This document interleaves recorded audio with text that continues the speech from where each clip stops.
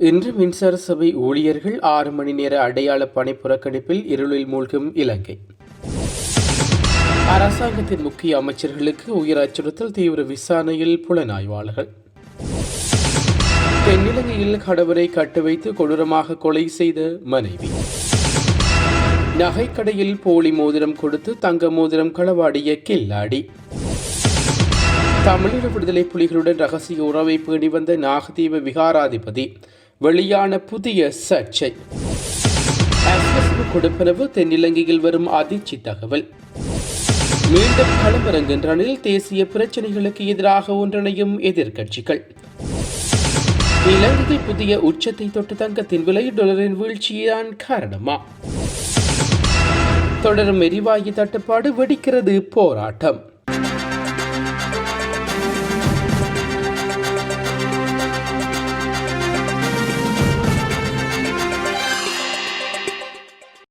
இலங்கை மின்சார சபையின் தொழிற்சங்கங்கள் இன்று அடையாள பணி புறக்கணிப்பு போராட்டம் ஒன்றை முன்னெடுக்க உள்ளதாக அறிவித்துள்ளன. இன்று நண்பகல் 12 மணி தொடக்கம் மாலை 6 மணி வரை 6 மணி நேர அடையாள பணி புறக்கணிப்பு போராட்டத்தில் ஈடுபட உள்ளதாக தெரிவிக்கப்படுகிறது. தமது கோரிக்கைகளை வலியுறுத்தி இந்த தொழிற்சங்க நடவடிக்கைகளை முன்னெடுக்கப்படுவதாக மின்சார சபையின் தொழிற்சங்கங்கள் தெரிவித்துள்ளன. குறித்த போராட்டம் காரணமாக மின்சார சபையின் நாளாந்த சேவைகள் மற்றும் பராமரிப்பு பணிகளில் பாதிப்புகள் ஏற்படக்கூடும் என்றும் எதிர்பார்க்கப்படுகிறது. ஹொரணையில் குடும்ப தகராறு முற்றியதில் தனது கணவரை கொங்குரை தூணில் கட்டி வைத்து அடித்துக் கொண்ட பெண் ஒருவர் போலீசாரால் கைது செய்யப்பட்டுள்ளார்.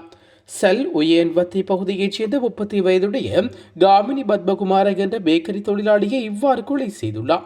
குறித்த நபர் நேற்று முன்தினம் அதிகாலை அதிக மதிப்போதையில் அதே பகுதியில் உள்ள வீடொன்றுக்கு சென்று அங்கிருந்தவர்களுக்கு இடையூறு விளைவித்துள்ளார். வீட்டின் உரிமையாளர் இதுகுறித்து சந்தேக நபரான மனைவிக்கு அறிவித்துள்ளார். சம்பவ இடத்துக்கு வந்த மனைவி கணவரை வீட்டுக்கு வருமாறு அழைத்துள்ளார். எனினும் கணவன் அதற்கு மறுப்பு தெரிவித்து மனைவியை தகாத வார்த்தைகள் திட்டி குழப்பத்தில் ஈடுபட்டுள்ளார். இதனால் ஆத்திரமடைந்த மனைவி தனது கணவனை அந்த வீட்டில் உள்ள தூணில் கட்டி துணியால் கட்டி வைத்துள்ளார். அதன் பின்னர் அங்கு துடப்பத்தால் சரமாரியாக தாக்கியுள்ளார். தாக்குதலில் பலத்த காயமடைந்த நபர் சம்பவ இடத்திலேயே உயிரிழந்துள்ளதாக போலீசார் தெரிவித்துள்ளனர். சம்பவம் தொடர்பாக நீதிவான் விசாரணைகளும் தடவியல் போலீசாரின் விசாரணைகளும் முன்னெடுக்கப்பட்டுள்ளன. சந்தேகமான மனைவி ஹொரணை நீதிவான் நீதிமன்றத்தில் முன்னிலைப்படுத்தப்பட உள்ளார். போலீஸ் பரிசோதகர் ரங்க பெரேரா தலைமையிலான குழுவினரும் மேலதிக விசாரணைகளை மேற்கொண்டு வருகின்றனர். நயினாதீவு விகாரையின் விகாராதிபதிக்கும் தமிழீழ விடுதலை புலிகளுக்கும் நெருங்கிய தொடர்பு இருந்திருக்கலாம் என கலகம குசலம் தம்ததேத தெரிவித்துள்ளார். இணையதளம் ஒன்றுக்கு வழங்கிய செவ்வியிலேயே இதனை குறிப்பிட்டுள்ளார். தொடர்ந்து கருத்து தெரிவித்துள்ள அவர், விகாராதிபதிக்கு இதுவரை யாழ்ப்பாண மக்களால் எதிர்ப்பு தெரிவிக்கப்படவில்லை.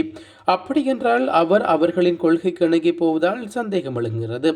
யாழ்ப்பாண நகரில் இருக்கும் நாகவிகாரையின் விகாராதிபதி விடுதலை புலிகளால் சுட்டுக் கொல்லப்படுகின்றார். ஆனால் நயினாதீவு விகாரையின் விகாராதிபதிக்கு ஒன்று நடக்கவில்லை.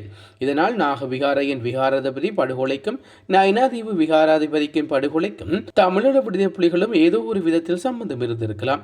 இன்றைய நிலையிலும் திச விகாரை தனக்கு சொந்தமானது என்கின்றார். விகாரை உரியது 1 ஏக்கர் காணி மட்டுமே என கூறும் அவர் 14 ஏக்கர் காணி பொதுமக்களுக்கு சொந்தமானது என்கின்றார். இவற்றை உற்று நோக்கினால் பெரும் சந்தேகமும் சர்ச்சையும் உள்ளது என்று குறிப்பிட்டுள்ளார். மலேகத்தின் பல பகுதிகளில் அஸ்விசும கொடுப்பனவு வழங்கப்படும் நாட்களில் ஏனைய நாட்களை விட மதுபான விற்பனை கணிசமாக அதிகரிப்பதாக மதுபான சாலை உரிமையாளர்கள் தெரிவித்துள்ளார்கள். கிராமப்புறம் மற்றும் நகர்ப்புறம் ஆகிய 2 பகுதிகளிலும் உள்ள மதுபான சாலைகளில் இப்போக்கு காணப்படுவதாக ஆங்கில ஊடகம் ஒன்று திடீர் செய்தி வெளியிட்டுள்ளது. அஸ்விசும கொடுப்பனவை பெறும் பலர் தமது குடும்ப பொறுப்புகள் குறித்து கவலைப்படாமல் அந்த பணத்தை மதுபானத்துக்காக செலவிடுவதாகவும் தெரிவிக்கப்படுகிறது. அஸ்விசும பயனாளர்கள் தமது வாடிக்கையாளர்கள் என்பதால் இது குறித்து முறைப்பாடு செய்ய முடியாதுள்ளது எனவும், வியாபாரத்தை பொறுத்தவரையில் வருமானம் எங்கிருந்து வருகிறது என்பது தமக்கு முக்கியமில்லை எனவும் மதுபான சாலை உரிமையாளர்கள் மேலும் தெரிவித்துள்ளார்கள். போலி மோதிரத்தை வைத்து 50,000 ரூபாய் பெறுமதியான தங்க மோதிரத்தை நூதனமான முறையில் திருடிச் சென்ற சம்பவம் ஒன்றும் நேற்று முன்தினம் இடம்பெற்றுள்ளது. தலவாக்கலை நகரில் உள்ள நகைக்கடை ஒன்றில் இந்த மோசடி சம்பவம் இடம்பெற்றுள்ளது. சம்பவம் தொடர்பில் மேலும் தெரிய வருகையில் இனம் தெரியாத ஒருவரும் நகை வாங்குவது போல் குறித்த கடைக்கு உள்நுழைந்துள்ளார். அங்கு வைக்கப்பட்டிருந்த பல்வேறு நகைகளை பார்த்து கொண்டிருந்த குறித்த நபர் கடையின் உரிமையாளரின் கவனத்தை திசை திருப்பி தன்னிடம் இந்த போலி மோதிரம் ஒன்றை காட்சி பெட்டிக்குள் வைத்துவிட்டு அங்கிருந்த தங்க மோதிரத்தையும் மிகவும் லாபகரமாக திருப்பி மறைத்துள்ளார். சிறிது நேரம் நகைகளை பார்வையிட்ட குறித்த நபர் வேறொரு நாளில் வந்து நகைகளை கொள்வரவு செய்கிறேன் என கூறிவிட்டு அங்கிருந்து சென்றுள்ளார். அவர் சென்ற பின்னர் உரிமையாளர் நகைகளை எண்ணி பார்த்தபோது ஒரு மோதிரம் மாற்றப்பட்டிருப்பதைக் கண்டு அதிர்ச்சி அடைந்துள்ளார்.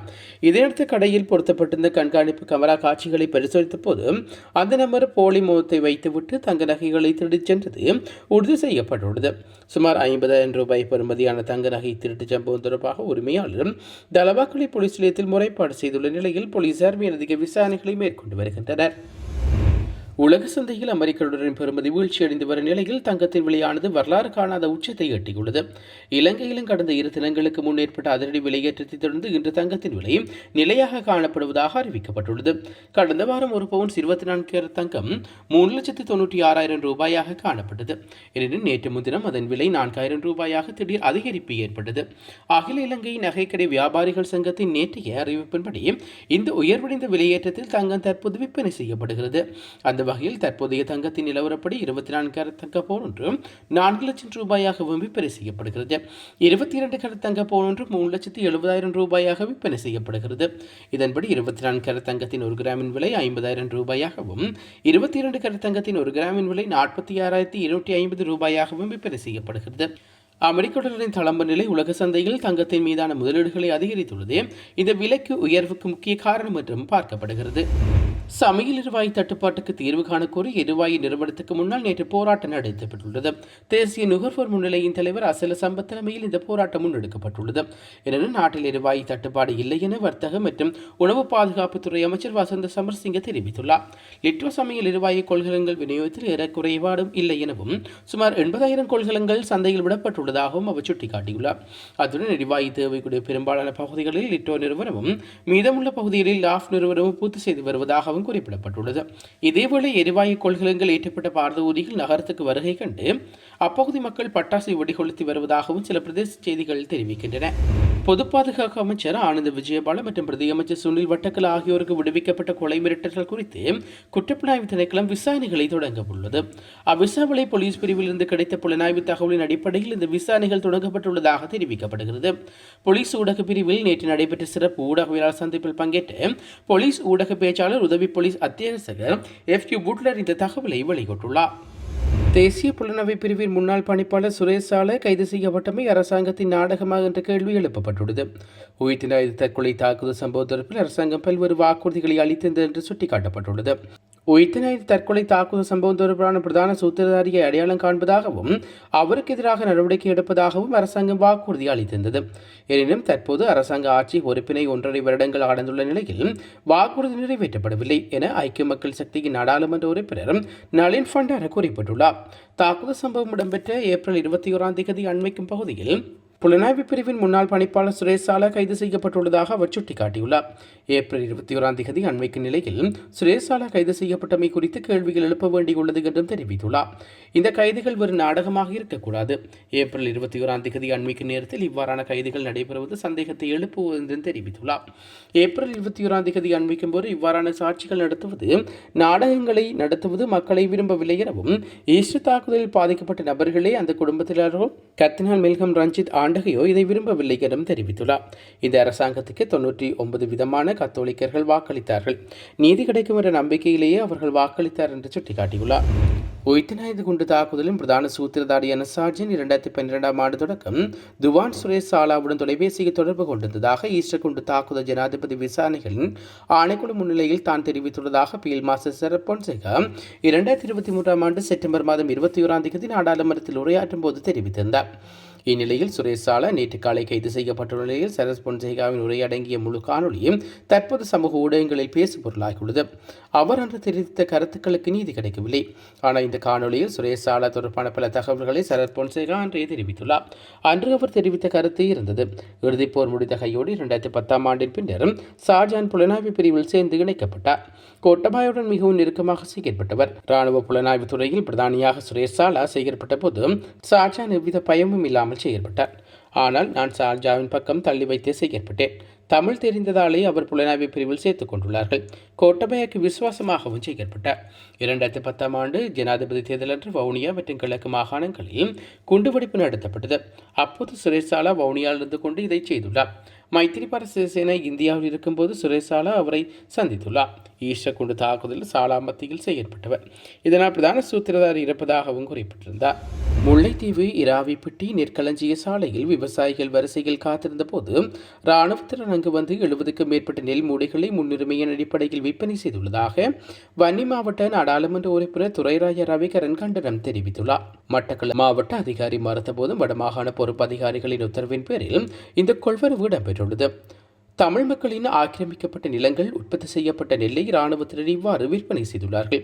இராணுவத்தினர் பாதுகாப்பு பணியை விடுத்து விவசாயி மற்றும் வியாபாரிகளில் ஈடுபடுவது உள்ளூர் மக்களின் வாழ்வாதாரத்தை பாதிப்பதாகவும் ரவிகரன் எம்பி சுட்டம் காட்டியுள்ளார். வடக்கு கிழக்கில் தமிழ் மக்களின் அச்சுறுத்தலை நீக்கி விவசாயிகளின் உரிமைகளை பாதுகாக்க இராணுவம் உடனடியாக வெளியேற வேண்டும் எனவும் அவர் வலியுறுத்தியுள்ளார். நாட்டில் தற்போது முக்கிய பிரச்சினைகளுக்கு எதிராக ஒன்றிணைந்து செயற்படுவது குறித்து மூலோபாய திட்டங்கள் வகுக்கப்படுவதாக எதிர்க்கட்சிகளின் தலைவர் நேற்று காலை முன்னாள் ஜனாதிபதி ரணில் விக்ரமசிங்கவை சந்தித்து கலந்துரையாடினார். கொழும்பில் நடைபெற்ற இன்சந்திப்பின் போது எதிர்க்கட்சிகளுக்கிடையே ஒற்றுமையை வலுப்படுத்துவதன் நிலக்கரி கொள்வன தொடர்பான சர்ச்சை, பாதாள உலக குழுக்களின் செயற்பாடு மற்றும் எரிவாயு விநியோக நெருக்கடி குறித்தும் கவனம் செலுத்தப்பட்டது. இந்த உயர்மட்ட கலந்துரையாடலில் முன்னாள் அமைச்சர்களான உதயன் கம்மன்பில, அனுர பிரியதர்சன யாப்பா, பேராசிரியர் ஜி.எல். பீரிஸ், மஹிந்த அமரவீர, சாகல ரட்நாயக்க மற்றும் தலதா அத்துக்கொள்ளை உட்பட பலரும் கலந்து கொண்டார்கள். தேசிய ரீதியில் எழுந்துள்ள சவால்களுக்கு தீர்வு காணும் நோக்கில் எதிர்க்கட்சிகளை ஒரு குடையின் கீழ் கொண்டு வருவது குறித்து இதன்போது விரிவாக ஆராயப்பட்டதாகவும் தெரிவிக்கப்படுகிறது. 2026 ஆண்டுக்கான உத்தேச மின்சார கட்டண திருத்தம் தொடர்பில் பொதுமக்களின் எழுத்து மூல கருத்துக்கள் மற்றும் முன்மொழிவுகள் எதிர்வரும் மார்ச் மாதம் 18ஆம் தேதி வரை ஏற்றுக்கொள்ளப்படும் என்று அறிவிக்கப்பட்டுள்ளது. இலங்கை பொது பயன்பாடுகள் ஆணைக்குழு இதனை அறிவித்துள்ளது. இலங்கை மின்சார சபையினால் இலங்கை பொது பயன்பாடுகள் ஆணைக்குழுவிடம் சமர்ப்பிக்கப்பட்டுள்ள மின்சார கட்டண திருத்த முன்மொழிவை மீளாய்வு செய்த பின்னர் இலங்கை பொது பயன்பாடுகள் ஆணைக்குழுவினால் ஆலோசனை பத்திரம் தயாரிக்கப்பட்டுள்ளது. உத்தேச கட்டணம் தொடர்பான எழுத்து மூல கருத்துக்கள் மற்றும் முன்மொழிவுகளை சமர்ப்பிக்க முடியும். இதற்குமே மார்ச் 7ஆம் தேதி அம்பாறை மாவட்ட செயலக கேட்போர் கூடத்திலும் மார்ச் 11ஆம் தேதி வவுனியா மாவட்ட செயலக கேட்போர் கூடத்திலும் இந்த கூட்டம் நடைபெற உள்ளது. அத்துடன் மார்ச் 12ஆம் தேதி மாத்தளை பிரதேச செயலக கூட்டத்திலும் மார்ச் 16ஆம் தேதி ஹம்பாந்தோட்டை மாவட்ட செயலக கேட்போர் கூடத்திலும் மார்ச் 18ஆம் தேதி கொழும்பு பண்டாரநாயக்க மாநாட்டு மண்டபத்திலும் இக்கூட்டம் நடைபெறவுள்ளமை குறிப்பிடத்தக்கது. இத்துடன் காலை நேர பிரதான செய்திகள் நிறைவேற்ற வருகிறது. தொடர்ந்து நாளை காலை பிரதான செய்திகளோடு இணைந்து கொள்வோம். நன்றி. இதுபோன்ற செய்திகளை தெரிந்து கொள்ள யாழ் டிவி நியூஸ் சேனலை சப்ஸ்கிரைப் செய்து அருகே இருக்கிற பெல் பட்டனையும் கிளிக் செய்து கொள்ளுங்க. மேலும் இதுபோன்ற செய்திகளை உடனுக்குடன் தெரிந்து கொள்ள யாழ்டிவி.com எனும் இணையதளத்தின் வாயிலாக எங்களோடு இணைந்து கொள்ளுங்கள்.